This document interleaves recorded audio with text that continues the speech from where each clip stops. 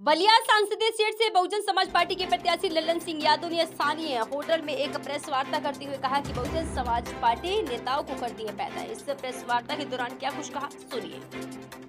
बुलाने का मतलब ये था, पहले सबको अभिनंदन करता हूँ यहाँ आने के लिए, हमारे बुलाने पर। इसलिए मैंने बुलाया कि कुछ लोग गलत अफवाह वीडियो वायरल किए हुए हैं, ठीक है। तो इसका मकसद सिर्फ एक ही है कि देखिए, जो बलिया लोकसभा की जो सीट रही है, यहाँ पर पहले से भी आज भी 60% पिछड़ों और दलितों की आबादी है और उनका वोट है, लेकिन कभी भी उनको प्रतिनिधित्व करने का मौका नहीं मिला। कुछ सामंतवादी व्यवस्था के लोगों ने इस बलिया की सीट पर राज किया और आज एक बैकवर्ड समाज का बेटा यहाँ पर खड़ा हुआ है और बहुजन समाज पार्टी यहाँ पर चुनाव जीतने जा रही है। उनके पेट में दर्द होना शुरू हो गया है। वह यह चाहते हैं कि साजिश और षड्यंत्र के तहत इनको बदनाम किया जाए, अफवाह उड़ा करके, और इनको किसी तरह बैक किया जाए ताकि हम लोग सरलता से जो है चुनाव यहाँ से जीत सकें। यही सिर्फ उनका मकसद है। किस तरह का देखिए, वीडियो जो भी चल रहा है उस पर जो भी आरोप लगे हैं, ऑलरेडी जो भी देखिए जितने मुकदमे हैं हमारे ऊपर, वो सब एक अफवाह था और फर्जी मुकदमा था। उसमें लगभग सारे मुकदमों में बरी हो चुका हूँ। जो मैं थोड़े बहुत एकाध मुकदमे बचे हैं वो विचाराधीन है, कोर्ट में चल रहे हैं।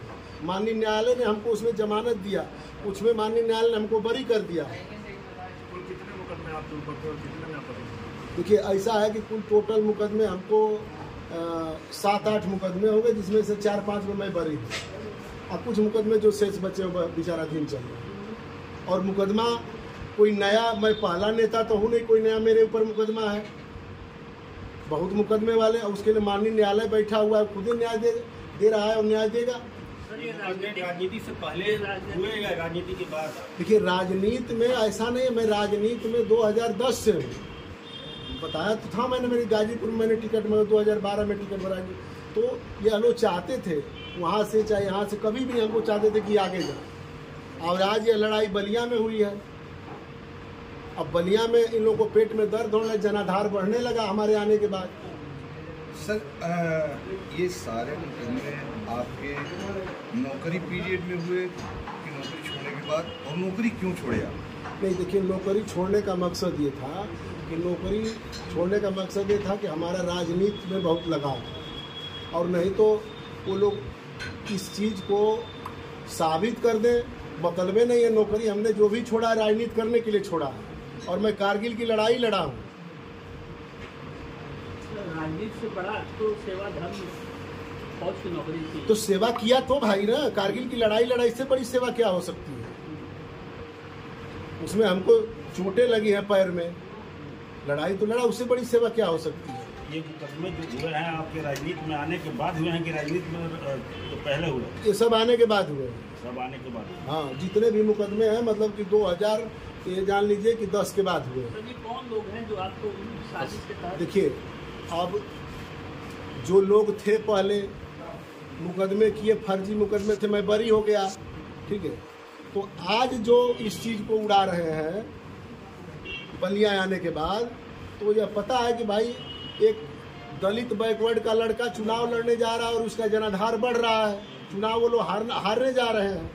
बहुजन समाज पार्टी आज जीत रहे। जो पार्टी पीडीए का नारा दे रही थी, वो कहीं से पीडीए कहीं से उसके पार्टी में लड़ता हुआ दिखाई दे रहा है। और यहाँ पर साक्षात बहुजन समाज पार्टी ने ऐसा आंकड़ा, सामाजिक गठबंधन करके बहन जी ने ऐसा टिकट दे दिया कि यहाँ से साक्षात पीडीए दिखाई दे रहा है कि पीडीए लड़ रहा है चुनाव और चुनाव जीतने जा रहा है। आरोप तो लगाया जा रहा है कि बीएसपी जो है वो कहीं न कहीं बीजेपी को फायदा पहुंचाने के लिए और सपा को रोकने के लिए ये प्रत्याशी ऐसे उतारे जा रहे हैं। देखिए, कितनी सच्चाई है?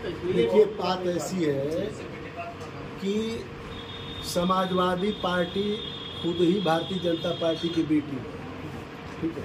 और बी टीम अगर बहुजन समाज पे, तो आरोप पहले से ही लग रहा था, लेकिन आज का आंकड़ा आप देख लीजिए। जब चुनाव हुए, जो सर्वे दिखा रहा है, आप ही लोग पत्रकार में, मीडिया चैनल वाले दिखा रहे हैं, जो सर्वे आया है उसमें Bhajpa 2 seat, Sapa 2 seat, 4 seat उसमें बहुजन समाज पार्टी। ऐसा क्या कारण हुआ कि आजमगढ़ से सीट बदलकर यहाँ पे सलेमपुर भीम राजभर को भेजा गया? इसको क्या कहेंगे? देखिए, यह फैसला राष्ट्रीय नेतृत्व करता है, इस पर हम लोग टीका टिप्पणी नहीं कर सकते।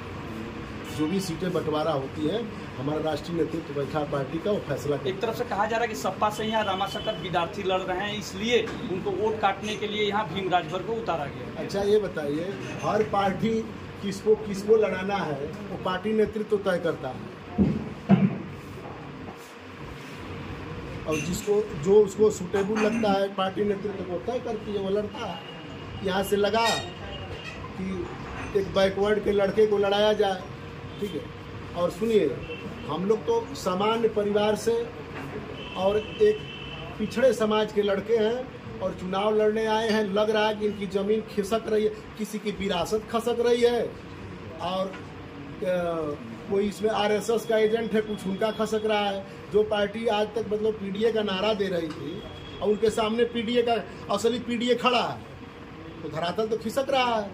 बलिया समाजवादियों का गढ़ भी है, और दोनों जो दल हैं, चाहे वो नीरज शेखर हो या सनातन पांडे हो, अपने आप को एक सबसे बड़े समाजवादी के तौर पर साबित करने में लगे। इन समाजवादियों के गढ़ में आप क्या लगता है कि आप कहाँ खड़े हैं इस समाजवादियों के गढ़ में? एक चीज जान लीजिए, ये समाजवादी असली समाजवादी है ये नहीं।